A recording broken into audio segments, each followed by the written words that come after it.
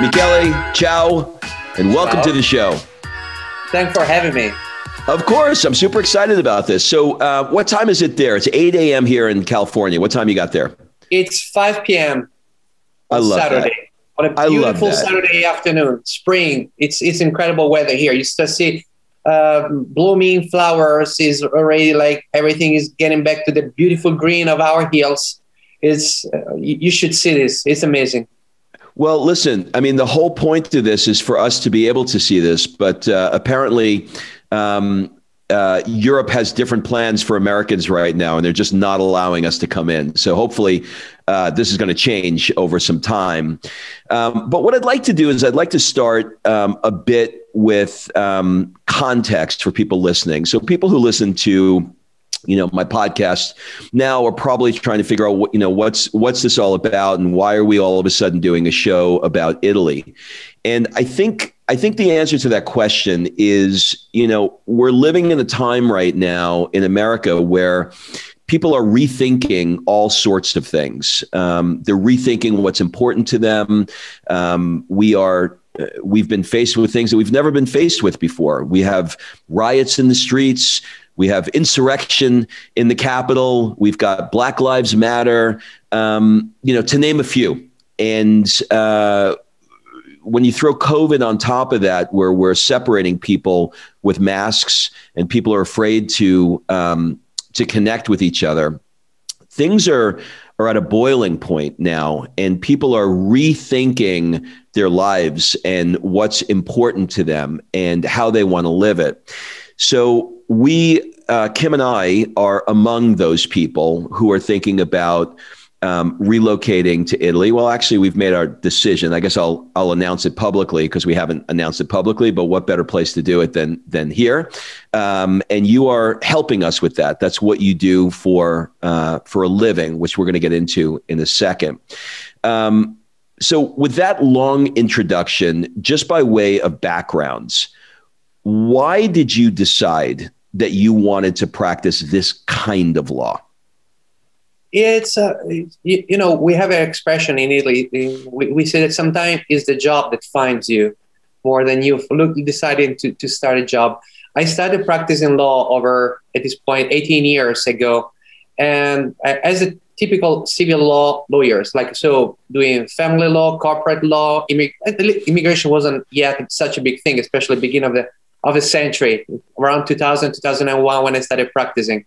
Then about 16 years ago at this point, I founded my law firm, a law boutique now we are 5 lawyers. There are international, American paralegal working with us, very well-structured law firm at this point, where I decided at some point that I realized that in Florence, in this part of Italy at least, we were really missing legal advisors able to fill the gap between the local needs of the needs of people living here and those who are willing to move from abroad. We're talking about 2004, 5, 6. And that was a great time for investment for people deciding to move to Europe. And Italy, because of fashion, because of food, because of the lifestyle, has been also in the darkest time, also during 2008, 2009. We never had a real reduction of people willing to come to do business or move their life here.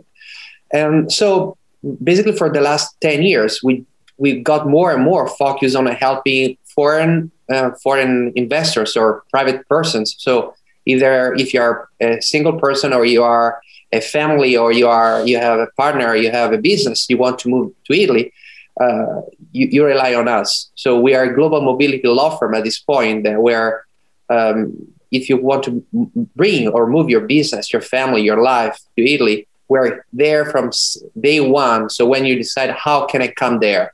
So the different kind of visas, different kind of permission to stay that is requested, buying a property for private purpose or for business purpose, and then all the following aspect of moving your life. So setting up your business, but also obtaining citizenship, as it is in the case of a lot of our clients, or getting married, getting divorced. So all the things that happen to a foreigner who decide to live in a foreign country. It's interesting because our love affair with Italy, not just mine and Kim's, but Americans, particular, or the world's, frankly, probably hit a boiling point. I would say around that, Francis May's Under the Tuscan Sun sort of time, where, there's this rash of people who, just wanted to come out there. And the Brits do the same, right? In Chianti, I think they call it Chianti Shire because there's so many Brits that are out there now. So, where, tomorrow is not promised. The average lifespan is somewhere around 78 or 80 years old. And, I'll be 55 this year. And, you start to look at things and say, how do I want to spend the second half of this game? What does it look like? And your DNA has, you got the genetic lottery, and you were born in a beautiful country. And not that America's not or Australia's not, but your country has this unique ability to step into things that matter, like family, food, and fun things like fashion and, art and form and function. And it has so many different things that are attractive to people that it's causing people to, want to do this more and more. So let's talk about the kind of person who would reach out to you for help. I know that, we can split this into a couple of different sections. There's somebody who is of Italian descent, like I am. Don't let the name Murgatroyd fool you. My mom is Cecilia DeVito, and that's where the Italian side came in. There's the other side, which is the people who have no ties whatsoever to Italy, but they've fallen in love and they just feel like they want to be there. So I think, maybe we can kind of split it, and we'll first talk about in general what they both have in common, and then we'll break it off. So whether you're of Italian descent and living in another country, or you're not of Italian descent and living in another country but want to come there, describe for me who this kind of client is. What are they looking for? Describing them is not that easy because they have a lot of things in common. There are people that, of course, they love traveling. Most of the time they traveled already several times to Italy. So their decision to move here is not just after having watched Under the Tuscan Sun. Maybe they've watched it. Maybe that's one of the reasons, either that movie or one of the million movies that was filmed in Italy, they decided to come here. So at some point, they decided, a lot of them came to study during the study abroad program. So obviously, when you decide to reconsider your life, as you just said, you're now ready to move here, you said. But a lot of people, maybe they are not in that state of mind yet. Sometimes they're much younger. Maybe they just finished studying, but there is that special click, as you said, that special connection with the standard of living, with the kind of lifestyle you can have in Italy. It's true that Italy is not perfect. We have a lot of things that are not done from a bureaucratic point of view. We're definitely not the top 7, but we're still part of the G7, which is like we're still part of the big group of big international companies that make big international countries that can make really the difference. And the amount of culture, the amount of business that is generated in Italy on an annual basis prove that there is a very strong interest in moving here, either because it's a place that you love, for the food, for the people, for the standard of living, because you can live without having the car. Depending on where you live, you can easily spend the rest. I have some clients have been here for 20 years. They never needed to actually use a car because the public transportation is actually pretty efficient here. You can just rely on train, buses, airplane, of course. So if you need to get a car, you can rent it. You can have long lease rent. So there are a lot of people that can easily move around without having a car in Italy. So, and this is from a very personal, private point of view. But then is, again, people that are now more than before constantly connected to the internet. I have a few clients that recently told me, Michele, as long as I have a good internet connection, as long as I have a good Wi-Fi, I can be working from anywhere. And this year, I think was definitely one of the reasons why we started receiving, regardless of a COVID, regardless of a shutdown, so many inquiries from a lot of clients that are saying, I can work from wherever I want. I don't need to clock in, clock out as I used to do. I'm meeting my clients, and probably from now on, I will keep on meeting my clients remotely, because for my company, it's so much cheaper. A lot of law firms, including mine, we have a fraction of the in-person meetings compared to what we had before. And we will continue this way because clients are still happy that they don't have to travel. They don't have to cover those costs. So it's very efficient, the kind of the interaction that now we're having through the social media, through Zoom or all these platforms that we're using.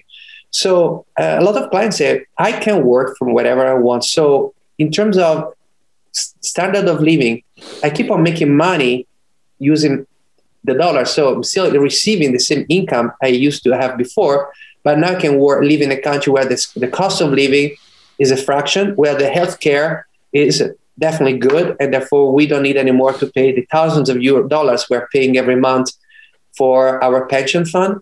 If we want to have a private insurance, we can have it, and again, costs a fraction of what you pay in America. And if we have to fly to America once a month just to meet our clients, just because we want to see our family, we can still do that, and we're still saving money compared to what we were used to do before. Adding the quality of life, incredible wine you can buy with less than $10. And so a lot of other things that, of course, are very personal, but there is a common view of their life, like in a direction where they're getting the best of being an American with an American business, with American roots, but at the same time, taking advantage of incredible opportunities that living in Italy can offer to so many Americans. Hey, it's interesting. I was listening to Matthew McConaughey was on Rob Lowe's podcast last week, and he was having a conversation very similar to this. And he said, Rob Lowe asked him, how's COVID treating him? And he said, I'm promoting a new book now.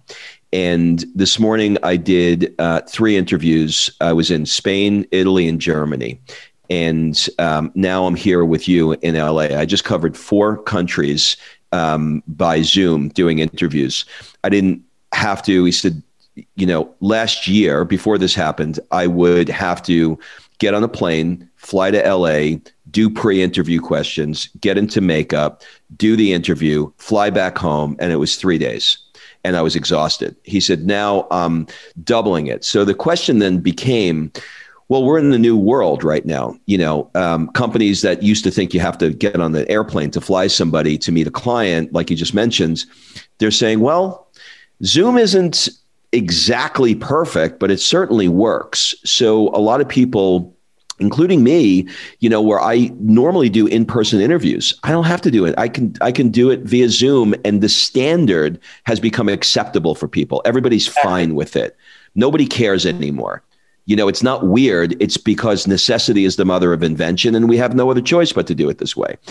So with that said, and the new world that we're living in now, where people can work remotely, I want to talk a little bit about what that looks like, because I know, one of the beautiful things about Italy is that they've maintained their history so well.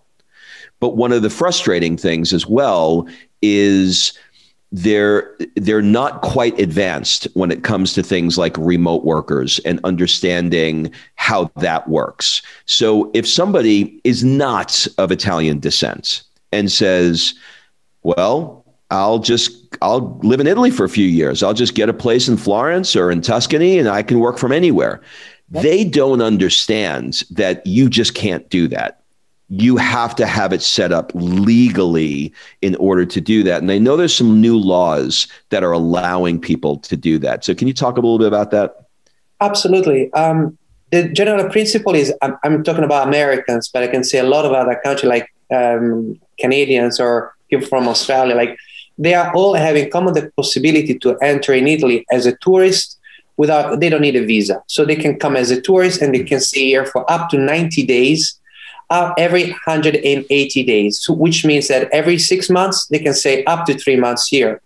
Now, a lot of people, there is a very big misconception, very wrong information that a lot of people say, well, I'm going to go there as a tourist, and if I find something I like, I will find a permit to stay. I will get a visa. I will get a permission to stay in Italy for a longer time to set up my business. Don't do that.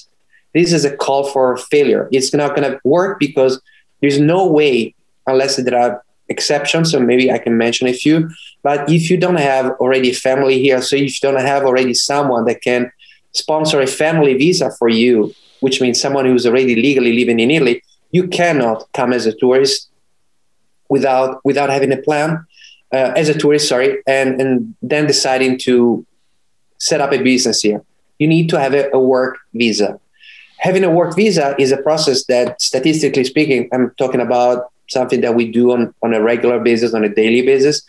From the day that we hear of someone who is interested in setting up their business, so to come to Italy, either to set up a company or come as a freelancer or to do other like a startup or other thing like this, statistically speaking, is with some good legal advisor. So with good help, in 3 months, 4 months, we have all the papers in place to get it ready to submit the application at the Italian consulate in your home country and arrive with a visa, which is a sticker attached to your passport that says you can come and stay longer than 90 days. Once you are here, within 8 days from the time that you enter with this work visa, we have to start a process to make you obtain a permit to stay, which is kind of a green card, a document that allows you to stay here as long as you want, as long as you are generating business. But the first step is, what want to do with my life when I go there? A lot of people, as you said, can work remotely. A lot of people actually don't need to be actively involved in a business activity because maybe they have a company, so they own a company, they are shareholder of a company that is generating business by itself in America. So they have investments in different part of the world, and therefore they're generating an income, sort of a passive income through interest, dividend, and other kind of economic gain from investment. Maybe they own apartments or properties that they're renting out, so they receive a rent on a monthly basis. So all these people that at the end of the month receive a passive income that is sufficient to support themselves while they're living in Italy, they can come to Italy not with the intention of working, but with intention, at least that's what must be clarified when they're at the meeting at the consulate, simply to enjoy Italy and enjoy the money that you're generating in America without directly entering a business activity, without directly working.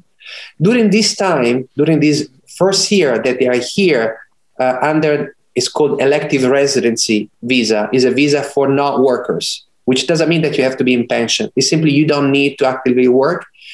If during this time, if they decide that after all, Italy is not good only for wine, but is also good for doing investment, to set up a company, import, export of food, fashion industry, so many things that can be done. Well, at that point, we can work on converting their status while they're here and make it possible for them to remain longer or to keep on staying here, but with a visa that allows them to work. So one of the first things that we do when we have a meeting online at this point with our client is just we ask them to talk about their life, what they want to do, and how they see themselves in 6 months, 1 year, 2 years, 3 years. This way, we're able to offer tailor-made suit, like a kind of solution that, generally speaking, resolve their short, medium, and long-term plans. Now, what about the person that doesn't have the passive income? And, let's say there's somebody that, I don't know, what they went to school in Florence and they're home and they're missing it and they want to come back, and, the kind of work that they have allows them to work remotely. Maybe they do sales for a US company, and, the company is not going to sponsor them per se to live in Italy, but they can certainly work from a laptop and they can work from a coffee shop, and, or they're starting a business that can work from anywhere, but they don't have that passive income piece. Is that still an option for them?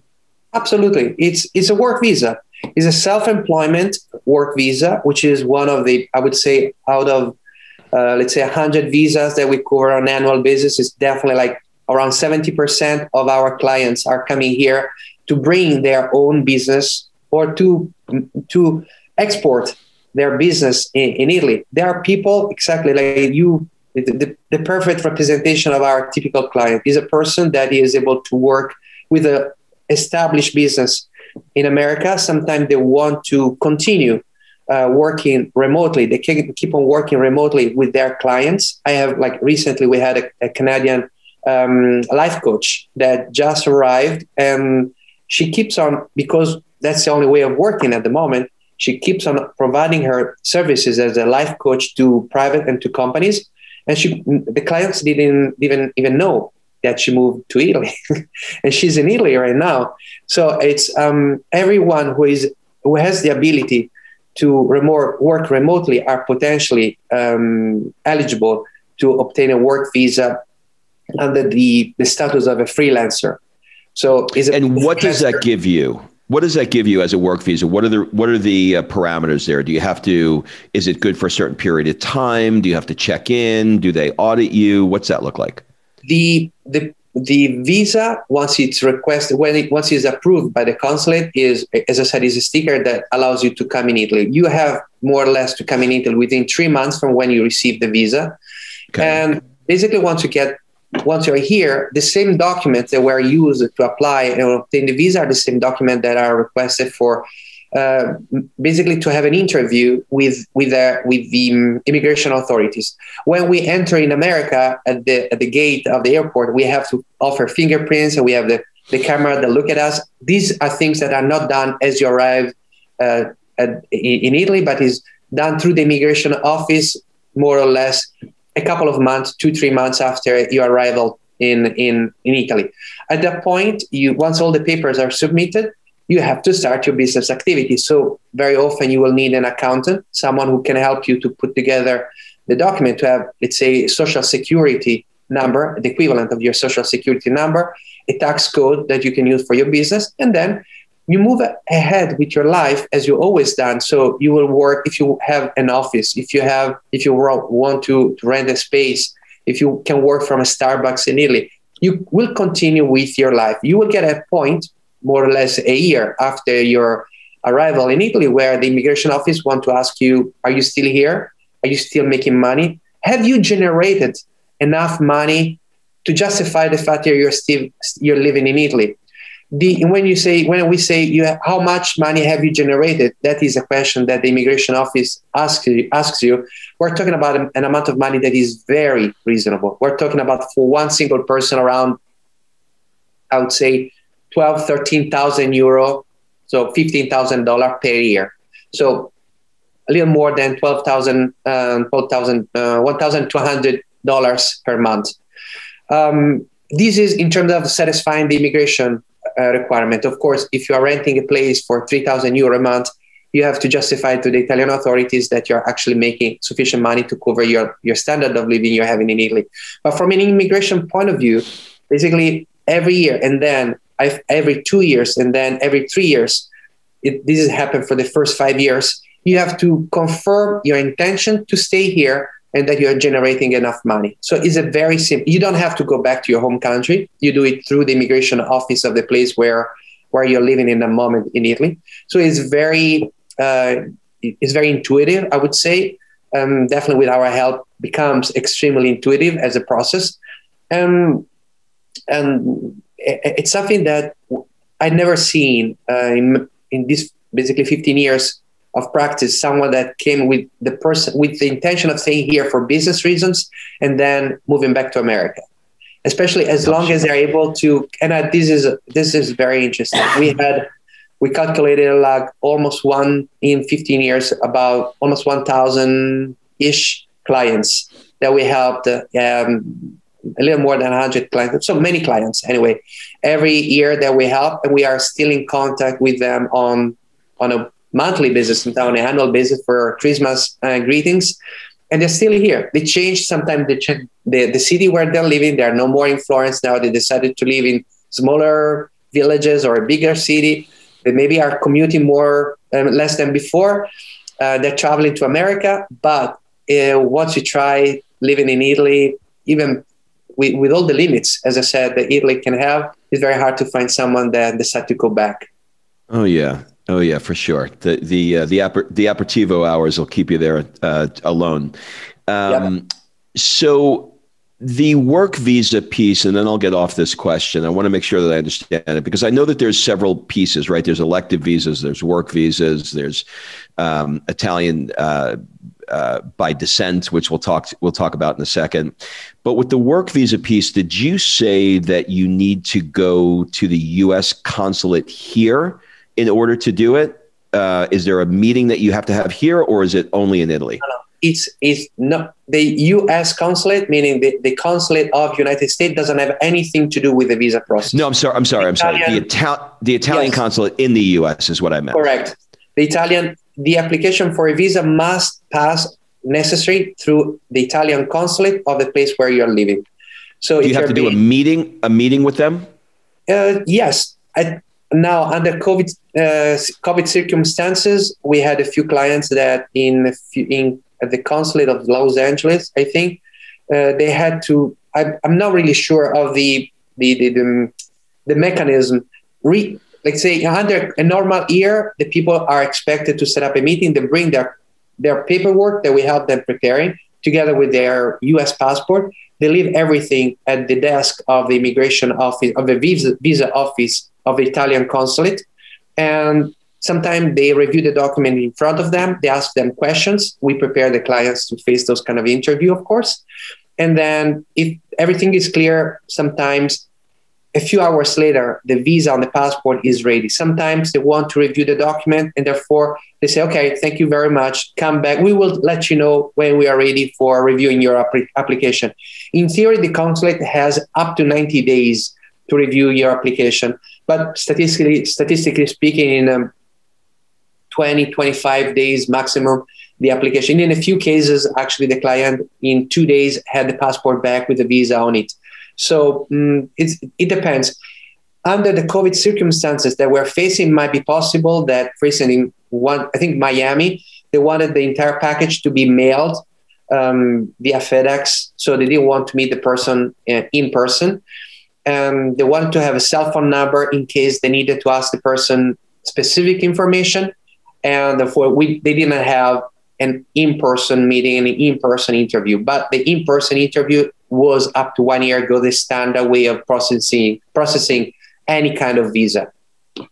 Now, you mentioned offline when we were chatting privately about some of the stuff that we're doing. You had mentioned that the consulates, the Italian consulates, have different requirements in different cities in the U.S. For example, in San Francisco, they do an FBI background, but in Los Angeles, they don't. Is that correct?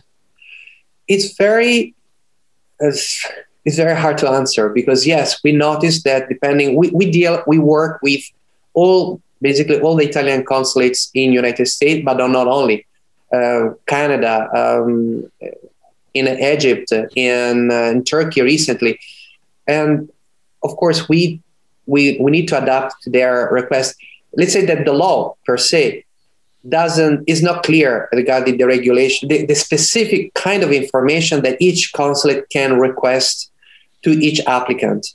The request FBI screening is something that actually I have wanted to check with several of the Italian consulate in the United States, and it's actually present in the format that now many consulates have adopted. So it seems that the FBI background is becoming more a thing that is requested not for every kind of visa, but for many type of visa. For instance, for elective residency visa is definitely requested in Los Angeles and San Francisco. I checked on Miami, they're still requesting it. But again, the best thing to do is to get online, and we do that, and we check on a periodical basis the requirement that the consulate is requesting for that kind of visa. And of course, the list that they are providing is very generic. So sometimes And that's where we step in, helping clients to interpret what does it mean sufficient funds? What does it mean passive income? What does it mean resources? What does it mean feasible accommodation? That is when we help the client to have a strong application, and we help them to succeed with their application. Generally speaking, FPI is becoming apparently a requirement for some kind of visas. Is requested to bring for the meeting at the consulate. For work visa, even recently, we didn't need the FBI check. Okay, perfect. Now, we have the law of sanguine. Am I saying that right? Is Iure Sanguinis. Okay, the law of the blood. Okay, so I made it sound like an Italian sandwich in New York, a sandwich. So explain to me, and we don't have to go crazy because I know that this is a rabbit hole, but high level understanding. If you are Italian, you can get Italian citizenship if you meet certain requirements. What are they? Okay, so not if you are Italian, if you have an Italian ancestor, if this is a thing, this is one. Italy is very, for instance, in Spain, Germany, and other countries, European Union countries, not the same. Italy has this very unique citizenship law that says that if any member of your family were born in Italy up to basically 150 years ago, we go back to 1861. If anyone was born in Italy and then eventually they moved to America, they moved to other countries, if they have not renounced to their Italian citizenship to become a citizen of the new country, they have transferred the Italian blood to their children, grandchildren, great-grandchildren, up to the person that, like, the people that are now living in America, in Canada, wherever they're living. So it's an incredible opportunity where we're talking about million of Americans are potentially Italians, even without knowing it, because they have a grandparents, a great-grandparents, a great-great-great-grandparents who was born in Italy up to 150 years ago that received the Italian blood from them. So what we do is basically checking out whether that Italian ancestor who arrived to America, Canada, wherever they're living 100 years ago, have ever renounced to his Italian citizenship before the birth of his or her son. So it's not if they naturalize to become American, the following generation are out. No. What is important is the naturalization. So the moment that they lost their Italian citizenship to become American, for instance, happened after the birth of their child. Just to give you an example, Mario was Italian born, he was born in Firenze. He moved to America in 1920. In 1930, he had his daughter. In 1940, he gave up his Italian citizenship to become American. Because the daughter of Mario was born in 1930, so when he was still Italian, also the daughter, Maria, had received the Italian citizenship. Now, because Maria was born in America, she is also an American citizen, because everyone who was born in America, you have a different principle that is iure soli, which means if you are born on the American territory, you are automatically American. So this person is at the same time American as for the place where she was born, but she is also Italian because the Italian blood was passed by the father. Now, until 1992, so about 20 years ago, 30 years ago, it was not possible to keep the two citizenship. Back at the time, you can only choose one citizenship. Italy, starting from 1992, accepted the possibility of recognizing and letting people have more than one citizenship. Therefore, an American citizen who is now willing to reestablish the Italian citizenship that belonged to his great-grandfather, maybe, now can do it. And through a process that can be handled in front of a consulate or in front of the municipality in Italy or in front of a court, depending on the situation, can reestablish his or her Italian citizenship and gain back what actually she never lost or he never lost, because the Italian blood was always there. And that is the thing that is, sometimes it gives me chills when I speak with people, because I see them start crying and say, what do you mean I'm Italian? You're Italian. You're Italian because your great-grandfather never gave up his Italian citizenship. I was born in America. My mother was born in America. So it doesn't matter. You have Italian blood. And all we have to do is to reestablish that chain of blood, basically reporting your name into the Italian Vita records. Is a process that takes some time, more or less eight months, 1 year, more or less. But at the end of this treasure hunt or this adventure, as we like to describe it, you can find yourself, your children, your grandchildren, all enjoy an incredible opportunity to become not only Italian citizen, because that's the thing. What's the benefit? Why should I do it today? This is an incredible moment to become dual citizen. First of all, because having Italian citizenship doesn't affect at all your American citizenship.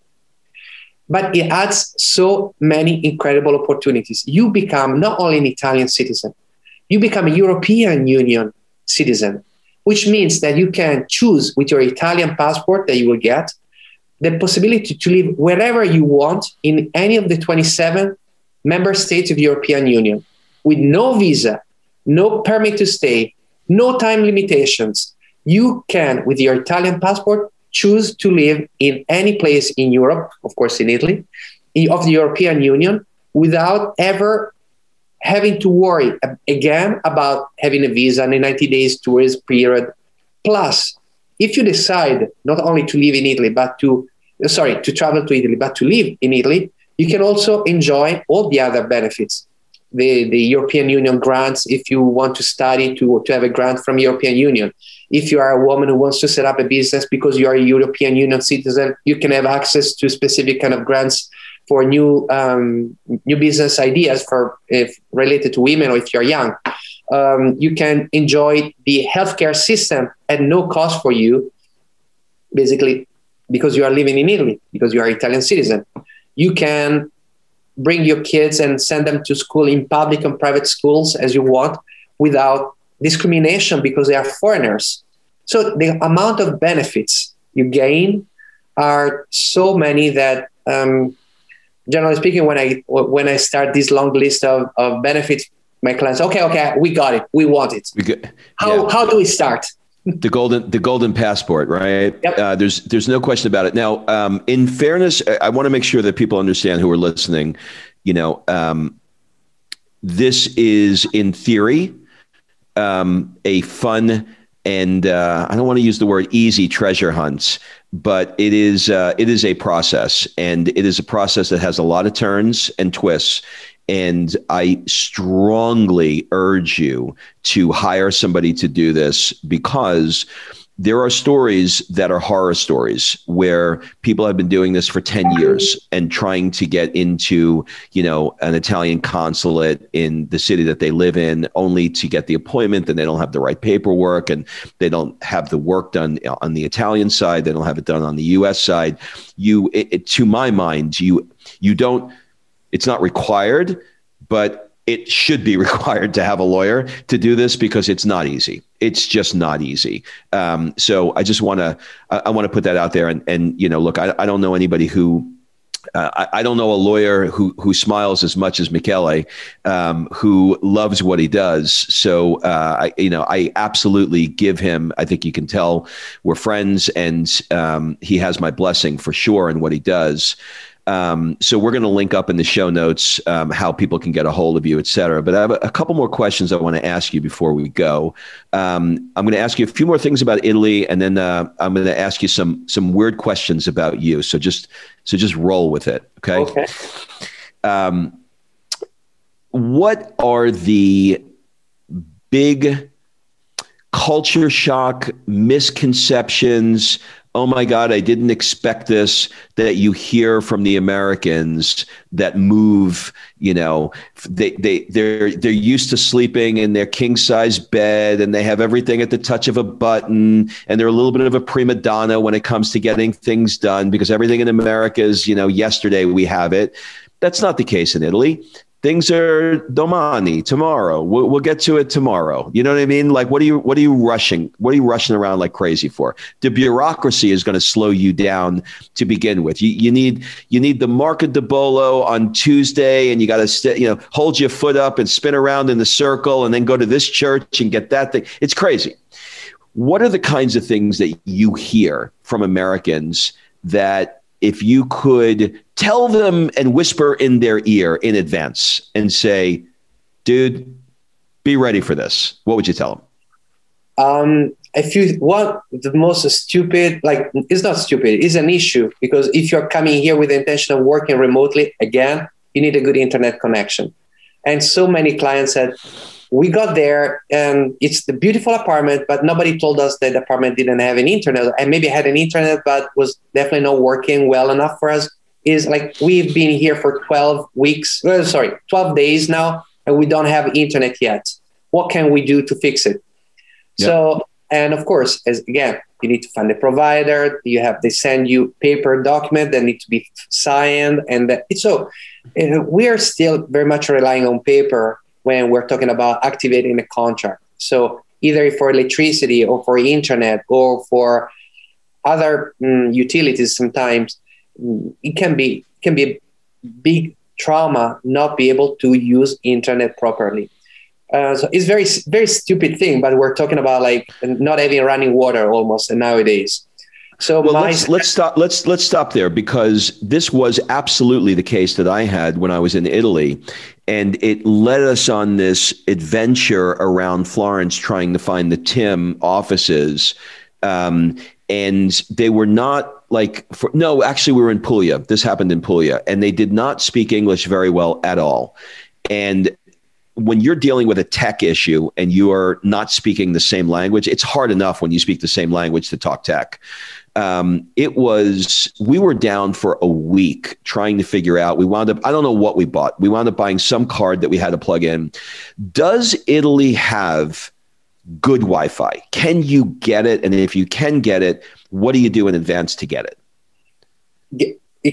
Starting from the last thing you said, my suggestion is, given that one of the requirements for any visa, so either if it's for study, if it's for work, if it's for elective residencies, or coming to get your citizenship, you need to prove that you have a suitable accommodation that you already have to show the consulate. It means that before coming here, you cannot come here in a hotel and say, well, I'm going to look for an apartment and then I'll find a place. The consulate, if you're coming, not as a tourist, of course, but if you're coming with the intention of staying here, they want to see that you have already a real place where you want to stay, which means basically having a real estate agent, like having to deal with one of these. There are a few, and we cannot easily recommend some of the most qualified, at least in Tuscany, that can handle reservation for apartment for international clientele. So the first thing you can tell them, can you double check that internet works very well? We need to have, if they tell you, no, there is no internet connection, that is the time where, if you have legal advisor or someone else, okay, we're going to get it ready for when you arrive, but sometimes it's the real estate agent itself that offer, of course, at the price, but is a good price to pay to be sure that there is an internet connection that works properly. Now, having internet connection that works properly, don't try to compare to the super fiber ultra internet you can have in Italy, but in historical centers, like Florence, for instance. Excuse me. Can you see me? I just lost you. 1 second. You're back. You're 1 second. Excuse me. Can you hear me? I got you. You're back. Okay. So we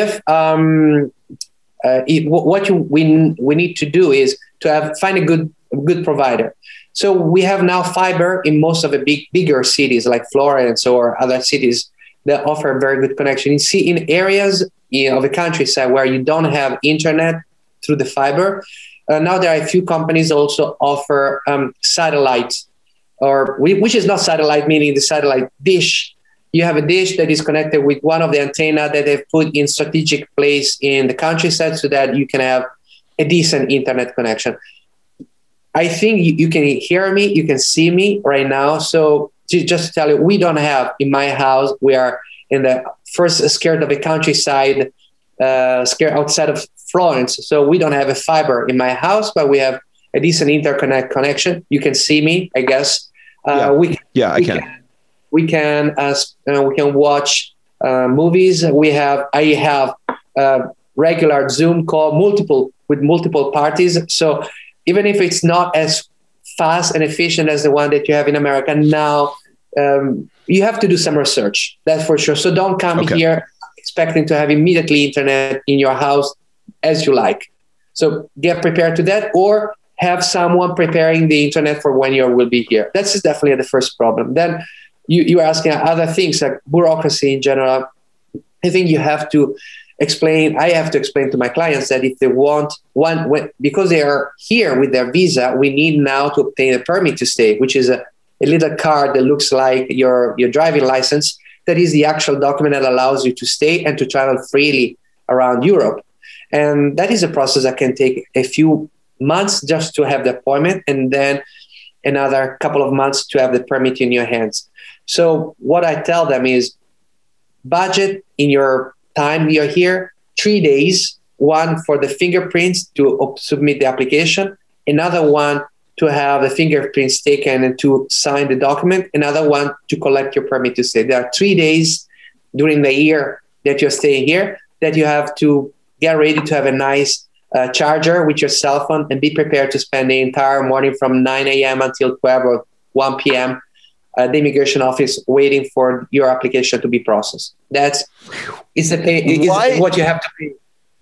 Why is it, in your opinion, that the bureaucracy, I mean, this is probably a really hard question and a very long answer, but just in a couple of sentences, why do you think that the bureaucracy is as maddening as it is in Italy? I can tell you that every government that we had over the past 50 years tried to say, the first thing, we're going to make things more simple. In order to simplify one thing, they automatically make 3 other things more complicated. It's like having a short blanket, like they fix one problem and the problem comes out from on the other side. So it might be a cultural thing. I don't know. I think that there is a very good faith intention of people who are working in public office. You can be lucky enough to find someone who is really having a lot of empathy and understand your frustration. But at the end of the day, it's not their fault. It's not the problem. It's not my fault. I'm sorry. You have to be patient. That's going to be the answer you are going to hear a lot of times. So again, is the other side of the coin that you have to pay for having the possibility of giving up your car. You don't need your car. You can travel without using a car. Having great wine at reasonable price, having the possibility to see incredible places that you dream or you see in movies. So there are a lot of benefits. You have to learn to balance it. All right. So as we wrap up, I'm going to ask you some questions so people can get to know you a little bit. So some of these questions are going to be a little weird. Just roll with it. What do people often get wrong about the kind of work that you do? I have some clients that started thinking that because I try to answer within 2 days to any email I receive, they think that I am 24/7 checking emails and responding to their emails. So you see sometimes clients are like, did you get it? Did you respond? So there is a wrong assumption that, again, sometimes I don't think that they fully understand the time zone difference. And it's like assuming that if they're writing at 4 p.m. or 2 p.m. or 1 p.m. American time, which is basically midnight or 1 a.m. Italian time, I'm there. So there is sometimes the wrong assumption that we are able to respond to every email, every contact, every communication within really 24 hours sometimes, also including weekend and holidays. We are now trying to explain that is not always possible, even though we are increasing the amount of team player of my team that are helping me to keep pace with all the email we are receiving. I love it. What is one thing that you have wanted to get to in your life and you just haven't gotten there yet. And you're like, if I don't get there, I'm going to have a lot of regret about this. What's one thing that you're wanting to get to, but you just haven't done it? You've been too busy. Honestly, like I learned to save enough time to just maybe play a little more sport. Like I'm trying now to recover some time to save myself some time during the week to go play tennis. I started recently, like on Saturdays, to play golf. But at the same time, because it's free time, it's time that automatically I think I should devote to my children, to my wife, and to my family. So it's a little bit hard. I'm struggling to find a balance between my professional, very successful, I have to say, life, and finding time for myself without feeling the sense of guilt that if it's for myself, it's something I'm taking away from my family. Of course. So it's not easy. It's not easy to find a balance among all this kind of thing. Now I'm trying to involve my child, my older child, Leone, to come to play tennis. He's playing tennis. So I hope that some of my free time very soon will become time that I can actually spend with him. So trying to balance and put together again to find a compromise, making everybody happy. That's one of the things I try to do. Is one of the hardest things I try to do, making everybody happy. And I'm learning hard way that you cannot make everybody happy at the end of the day. You can't. What is an unusual or absurd thing that you love? Is there something that's really unusual that most people would be like, huh, that's interesting? Is there anything that fits into that category? I'm a very simple, very, very simple person. I don't have weird or odd things. No, like I don't have anything. There is something that I have some very Italian friends that are absolutely Italian. I like Negroni, the cocktail Negroni. Yeah. Based on April, Vita martini, and gin.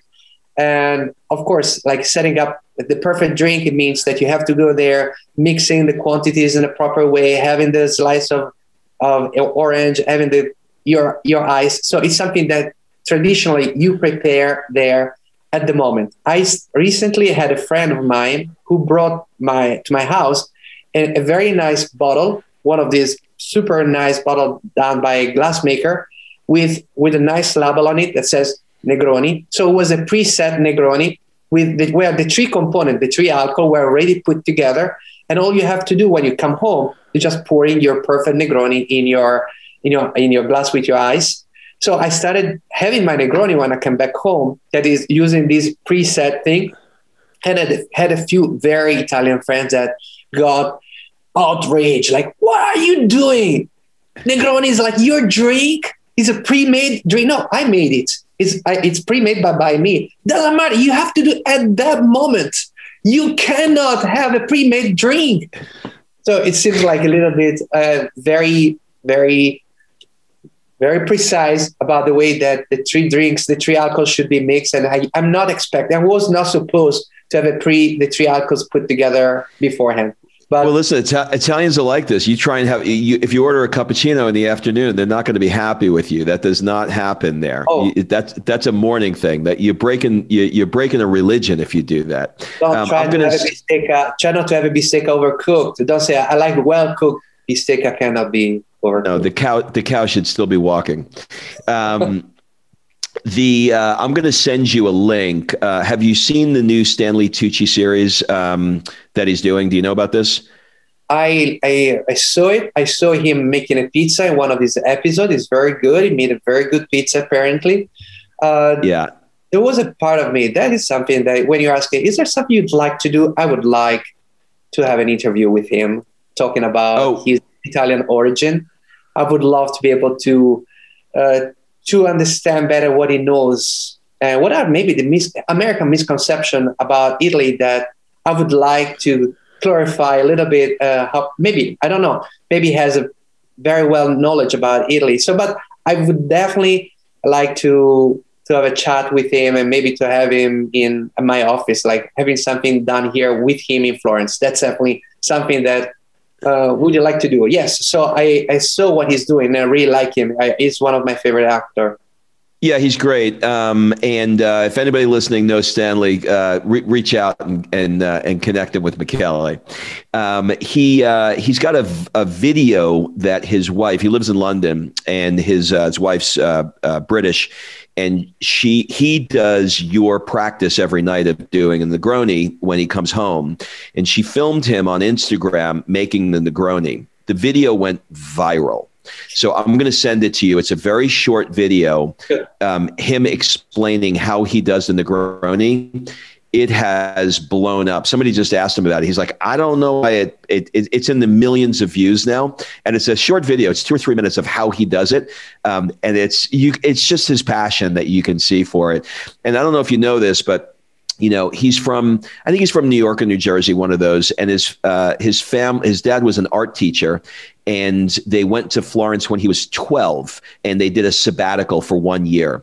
That 1 year in Florence changed the entire trajectory of his life. The movies that he creates, him going back and doing the CNN series and everything else. So it would be a great interview with you guys. Okay. So I guess the last question I want to ask you is your lovely and beautiful wife is American, and right. Yeah, and so you're married to a gal, I believe, from Los Angeles. Is that right, or lived in Los Angeles? She's from Louisiana. Louisiana, that's what it is. But it's a different LA. But she lived in Los Angeles. She's an actress, and she's now also a public speaking coach. But she was in Los Angeles for her acting career, and then she moved to Florence when she was she came to Florence with a father, more or less like Tucci, because she wanted to come here. She fell in love with Italy. She came back many years later after her master, and she decided to set up her English-speaking theater company here in Florence. And then now she moved from theater. She's still an actress. She's still doing very cool things, actually. But she's mainly now working as a public speaking coach for American and Italian companies. When you met her, did she speak English? Did she speak Italian? She's been living in Italy at that point almost 7 years. So she was very fluent in Italian already. She was very fluent. And when she speaks at home, do you guys speak Italian to each other or English? It's the equivalent of Spanglish, but with Italian. So it's a weird mix where we start our phrases in one language and we complete it with the other one. So we try to speak our own language for a simple thing one reason that is we have our 2 kids that are 6 and 3 years old, and we're trying to make them be perfectly bilingual, and is actually working. And the best way to do that is when we're in front of the kids, we have each one of us must speak their native language. So I'm expected to speak only Italian, and she's expected to speak only in English. But it's very odd because I work in English 99% of my time. So I think in English, I dream in English. So at this point, it's so much easier for me to speak in English. But again, we, depending on the subject sometime, or the word that makes more sense in the context. So we have an Italian phrase with an English word or vice versa all the time. Do you hear, when she speaks, do you hear her American accent? When she speaks, of course she's American, so she has an American accent, but she pronounces her R perfectly. So it's perfect Italian R. And she can do it. What? She can roll her R's. Yes, she can roll her R's perfectly. And I think the cool thing is she learned to speak Italian here in Tuscany, so she has already like kind of a Tuscan accent when she speaks Italian. So it's very fun, very nice. That's awesome. All right. So before we wrap up, do you have any final words, suggestions, or an ask for the people that are listening? Yeah, a few advice that I always give to people getting in touch with me. Again, if they're listening to this podcast, it's because they're obviously following the best podcaster in America, which is you, Rob, of course, and which makes them already so much ahead in their with their life. And I'm sure they're all people that they're super positive, super willing to do great things with their life. I think that if they in their list of things they want to do in their life, there is also coming to Italy. They should do it as a tourist. And I believe, and this is a general information I'm giving under COVID circumstances, tourism is not allowed yet, but it's not going to happen. It's going to be this way forever. So I have a lot of people that are already asking me, when should we buy our ticket to come to Italy? I don't know that. I cannot say that, but stay tuned, because very soon as the vaccination will move ahead, it will be definitely easier to see our government release a little bit of the leash of these of the ban and restrictions. So come to and stay here as long as you can. If you cannot stay here too long, come 2-3 times before making the decision, before taking the decision of staying here for a longer time. And then do what a lot of my clients do. Come here for a sabbatical year. You don't have to move forever. And you can come easily to stay here for 1 year, or you can set up a study program. We didn't talk about it, but you can keep on, even if you're a grown-up person, you can obtain a study visa to improve your knowledge of something you're already doing with your life. Maybe you want to learn the language. Maybe you want to learn more about the cooking skills you can have by attending a cooking school in Italy. So there are many ways to stay here also with a study program. So, and that's, in my opinion, should be the first step. The good knowledge of Italy and what to expect once you come here is definitely a good way to not to get disappointed if then things are a little bit different from what they are expecting. And again, if you are a tourist, you cannot stay here more than 90 days every 180 days. So 3 months out of 6 months period. And then going out of European Union, maybe to go in England for a few days, doesn't recharge your 90 days. You have to stay out for 3 months if you've been in for 3 months. This is very important information. And for the other information, I'm sure you're going to give us a link on my website where there are some preliminary articles already prepared for people who are willing to come and to try to set up their business, buy property, which is becoming the next big thing together with citizenship. People want to have a plan B with a property, with the real estate property they want to have here, either for tourism, like as a holiday house. So there are many reasons for people to get in touch with us. Are restaurants open for you right now? Can you go inside a restaurant, or only outside? In this very moment, we are in orange, which is the intermediate level. We cannot even eat outside. Restaurants are closed. They can only provide food to bring home. Takeaway. So it's takeaway. So it's very, very depressing for our economy, very depressing for them. It's depressing for us because we'd like to go out to have something to eat in some good restaurants, but we just hope that this situation will end soon. Like it's the same thing in United States in this moment. Yeah, the whole world is waiting. It's hard to believe it's been a year already. Well, listen, Michele, I cannot thank you enough. We will link everything up in the show notes so people can get a hold of you. It is no accident that our paths crossed. We were destined to meet, so I am so glad that we did. So thank you again. Thank you for having me, and good luck to everyone.